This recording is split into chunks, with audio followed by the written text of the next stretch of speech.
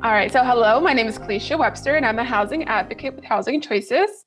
Housing Choices is a service provider for Golden Gate and San Andreas Regional Center.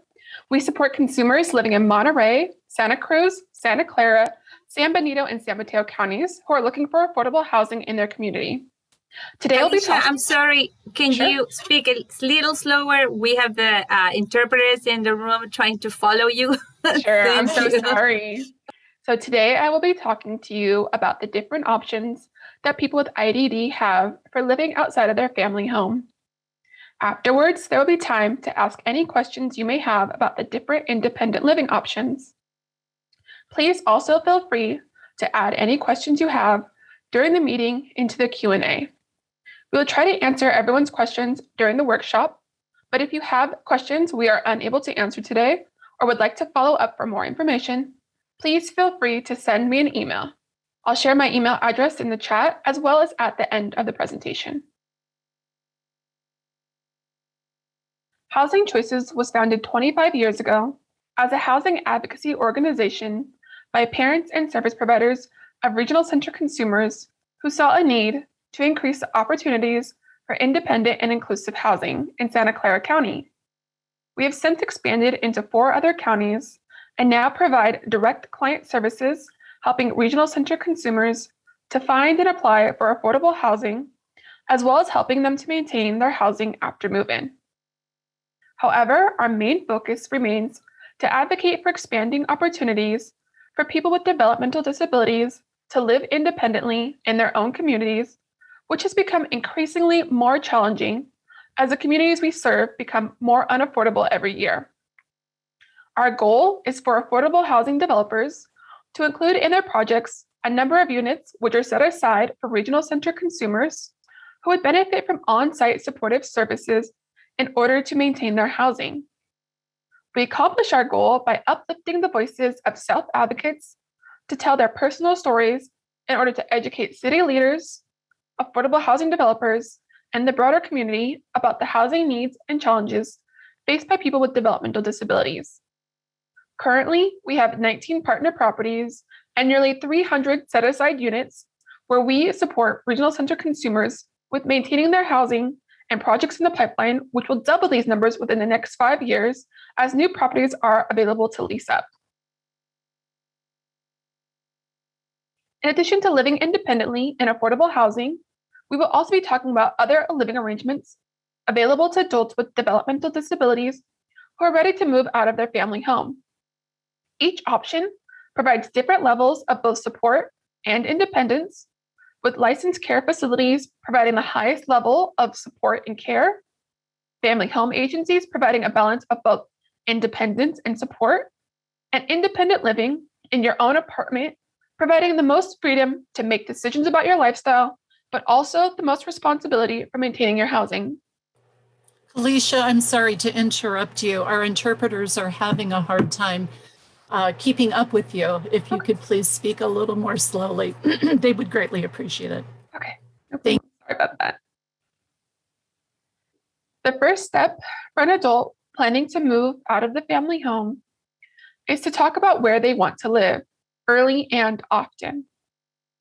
Start with creating a 5-year plan today.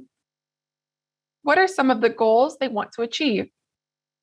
If moving out of the family home is one of those goals, we encourage you to talk to your regional center social worker about setting up visits at each of the different types of housing available.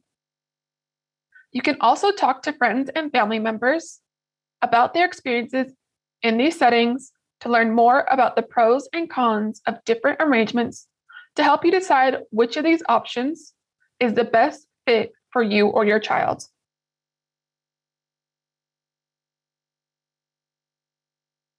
If you are looking for an environment that provides structure and support, a licensed community care facility or group home may be a good fit. Community care facilities provide the highest level of structure and support of the different housing settings we will be reviewing today.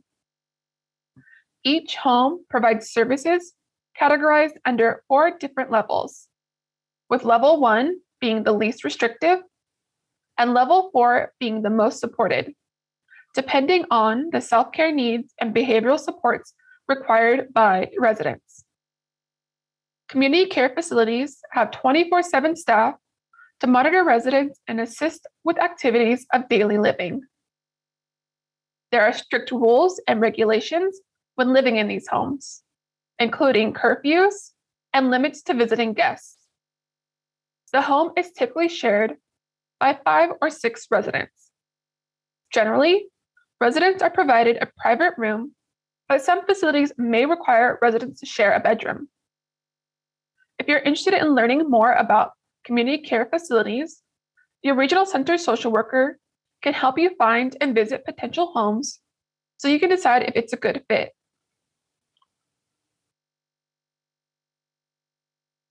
If you or your child is looking for more freedom than what is provided in a community care facility, but are still wanting access to some support, then they may want to consider a family home agency. A family home agency supports individuals with developmental disabilities who are ready to transition out of their family home, but may still want some support in their new housing. Family home agencies match no more than 2 regional center consumers with each family home provider.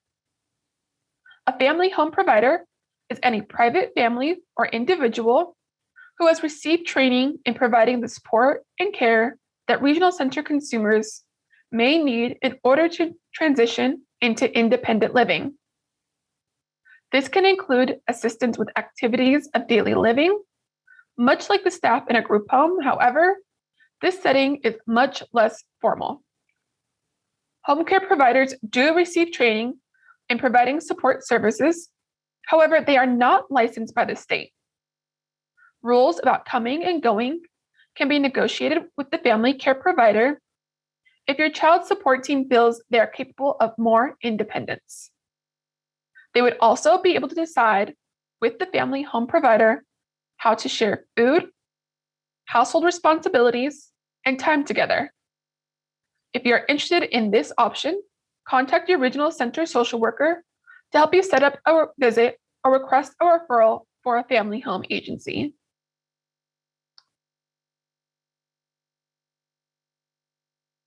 And lastly, what if your child feels ready to live completely independently?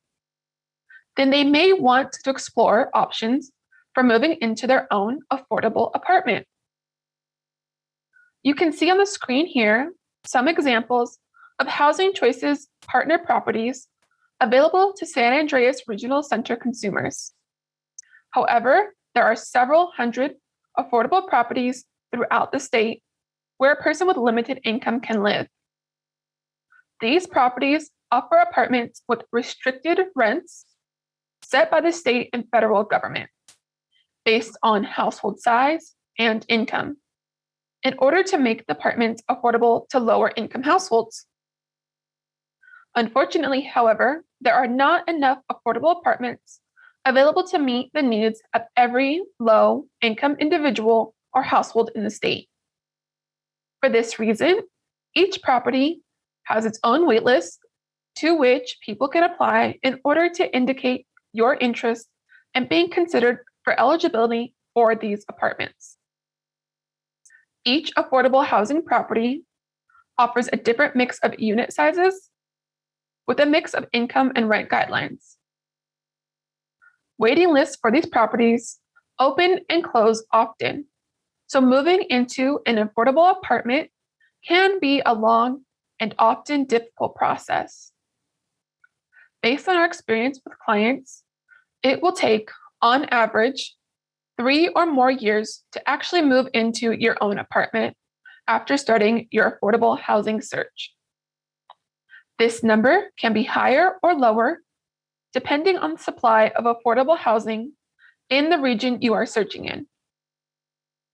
If your child is looking to move out right away, typically the only option is to have high enough income to qualify for fair market rents, which are the rents available in your typical rental property. In the counties we serve, we see a typical studio apartment renting for over $2,000 per month, with minimum income to qualify for these units being 3 times rent, meaning you would need to be earning a minimum of $6,000 per month to qualify for a studio.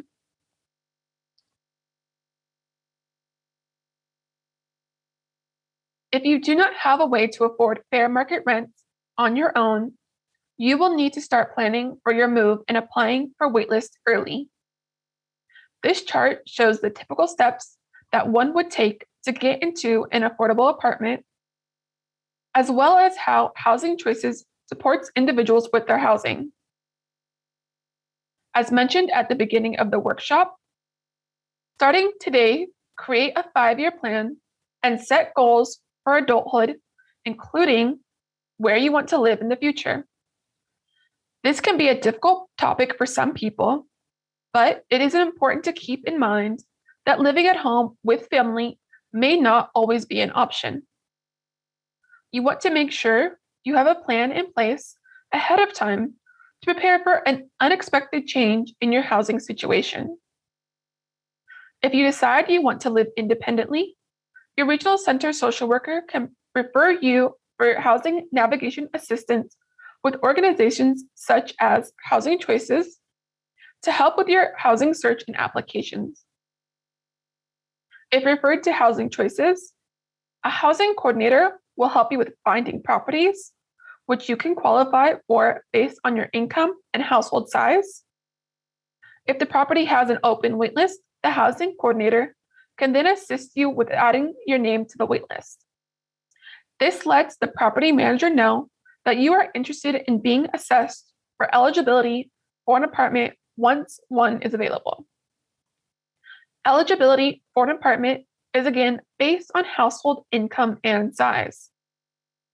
For instance, a single person would not be able to apply for a 2-bedroom apartment at an affordable property unless they submitted a reasonable accommodation or a live-in aid or another disability-related reason for needing the extra bedroom. The housing coordinator will continue to support you for several years with maintaining your placement on the waitlist and help your circle of support to create a plan to prepare you for living independently. This includes identifying and applying for different services and resources needed to help you or your child to live independently. Once you are notified that an apartment is available and your child's name has been selected from the waitlist, the housing coordinator can help you with completing their rental application, including submitting required documentation to prove their eligibility for the unit. If you qualify based on your income for a unit, the housing coordinator will then support your child during their interview with the property manager. Once you have been approved and moved into your affordable apartment, you can continue to receive assistance from a resident coordinator who will help you to stay in your apartment for many years.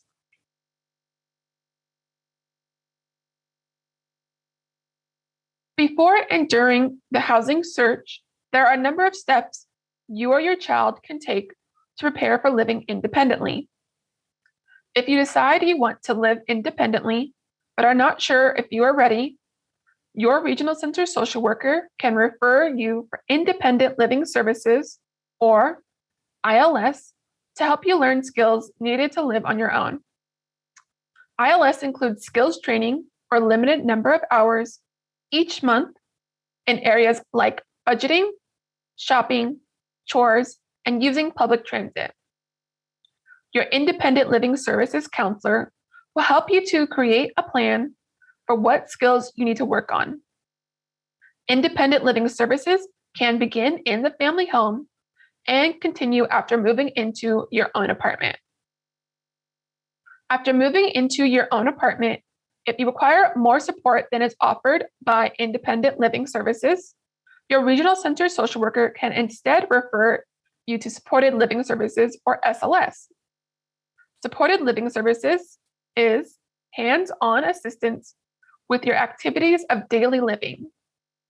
Usually this requires your supported living services counselor to live with you, so can only be started after moving into your own apartment. You should also talk to your regional center social worker about other community resources that are available to help you prepare the costs of living independently.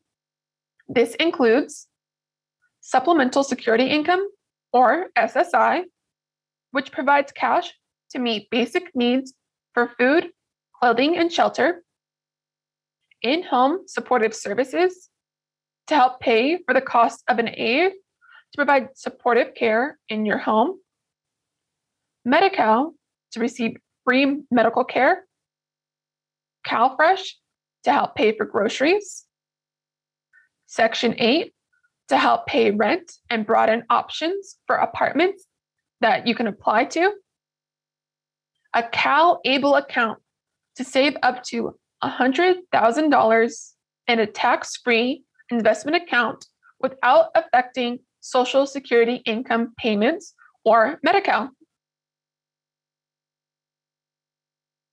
So I want to talk a little bit more about how income and rent guidelines are set at affordable housing properties to give you a better idea of where your child may fall in the eligibility requirements. Typical affordable housing properties are restricted to serving households earning between 30 to 120% of the county's area median income, or AMI.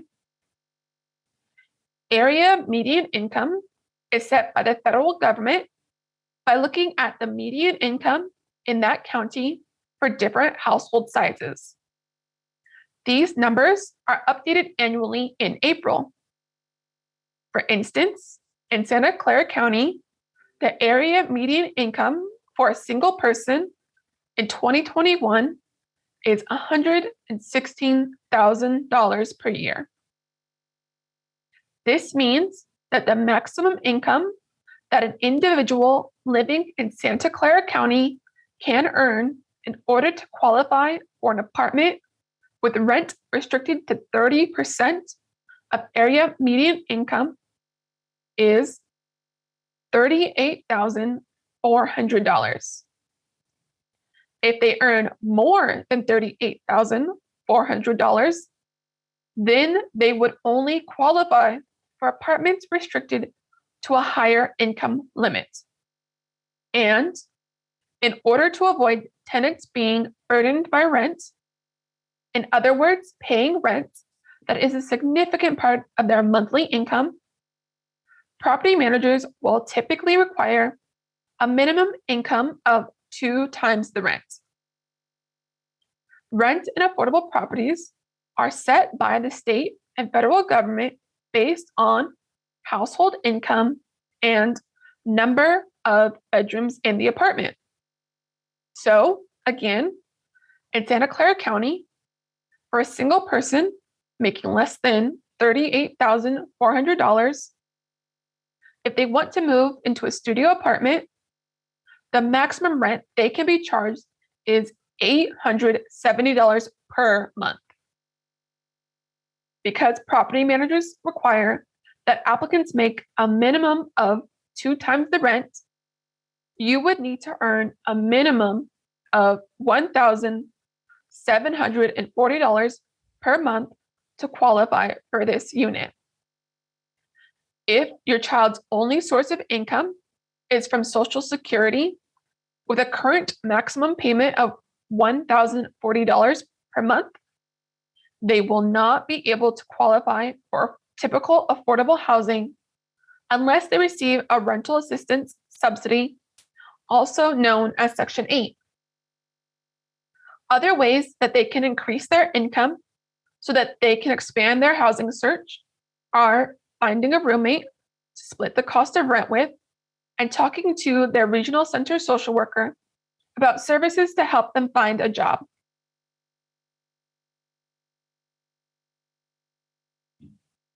As mentioned, one of the options available to people earning less than 30% of the area median income in their county wanting to live independently is a Section 8 voucher. Section 8 provides rental assistance paid directly to your landlord each month. Section 8 vouchers are funded by the federal government and awarded by your local housing authority. Most housing authorities offer two different types of Section 8 vouchers: tenant-based vouchers and project-based vouchers. With a tenant-based voucher, the voucher is awarded directly to the household and can be used to apply for housing anywhere in the state, including both fair market and affordable apartments. The amount of the subsidy awarded to the household is determined based on fair market rents in your area and your household's income. Voucher holders with a disability may qualify for increased subsidies. The voucher recipients typically never pay more than 30% of household income towards rent. A project-based voucher, on the other hand, is a subsidy awarded directly to a property and can only be used by qualifying households who live at that specific location. If you move out of an apartment that offers rent subsidized by a project-based voucher, you can no longer use that voucher. Again, rent subsidized with a project-based voucher is typically never more than 30% of household income. This means that for a person receiving the maximum Social Security income award of $1,040, whether they have a tenant-based voucher or project-based voucher, they will typically pay no more than around $350 for rent. One important question. I'm sorry, Kalisha, before you continue, Yeah. I want to know if we can answer some of the questions that are in the Q&A. Absolutely. So that will be good with you? Yeah, we can do that. Okay, so one of the person is asking, well, actually no one, few of them are asking if there are similar organizations in other areas in California, because Housing Choices serves Santa Clara and San Mateo. So, and the catchment area for the San Andreas Regional Center, Golden Gate. Yeah. Do you know any other agencies that do the same in other areas in California? That's a great question. I know that another agency that we work with is, what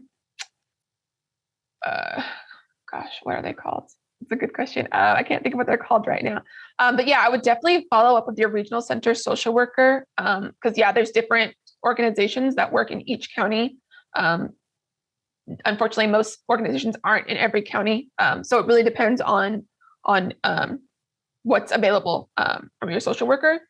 I would say probably not every regional center has similar services, from my experience, though. So if you remember those agencies, will you put it on the chat for the families to have Yeah, them? Because we have definitely. families all over California today. It's exactly the same thing that the other question was. And do you support clients in other regional centers?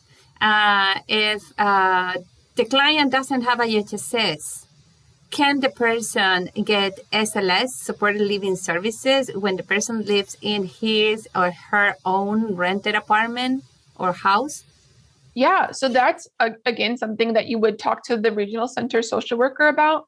So the regional center does provide SLS. I know that in San Mateo County, where I was working as a housing coordinator, they unfortunately had a shortage of SLS providers. And so there was a wait list. So I would talk to them. Again, this is all you want to start planning early for this kind of stuff, because you don't know how long it's going to take to actually get the services put in place. But yes, the regional center can make a referral for SLS services if your child needs greater support than can be provided by independent living services. Okay, I guess that's all the questions that we have for now. And please keep on using the Q&A for questions for Kalisha. And thank you. We'll let you continue. Of course. So one important question that a lot of parents of children with developmental disabilities wanting to live independently may ask themselves is, are they able to supplement their child's income so that they can afford higher rents? This really depends on your child's source of income. With Social Security income, your maximum award is based on all eligible income and assets. The higher your income and assets, the lower your Social Security income award. If your child is receiving Social Security income, direct cash payments to your child or payment of your child's rent or utilities will reduce their Social Security income award by up to a maximum of 1/3 of the federal portion. With a maximum payment of $1,040, any reductions in Social Security income can have a considerable effect on your child's finances. A couple of different options for parents wanting to support their children financially without affecting Social Security income is by paying other bills that Social Security does not consider, such as cell phone, internet, cable, and/or medical bills. This extra money can be claimed on rental applications as increased income to meet minimum income requirements without reducing your child's Social Security income. Another option is to open a CalAble account for your child. As mentioned previously, the CalAble account is a tax-free investment account for people with disabilities to save up to $100,000 without affecting their Social Security income. Individuals and their families can contribute up to $16,000 each year into this account without affecting the account holder's Social Security income payments. Money can be withdrawn from the CalAble account to cover qualified expenses without facing any state or federal taxes. Qualified expenses are any disability-related expenses which will support the account holder in achieving or maintaining their independence, such as education, employment support, housing, transportation, assistive technology, and healthcare costs. And so that is the end of my slides. Thank you all so much for joining me.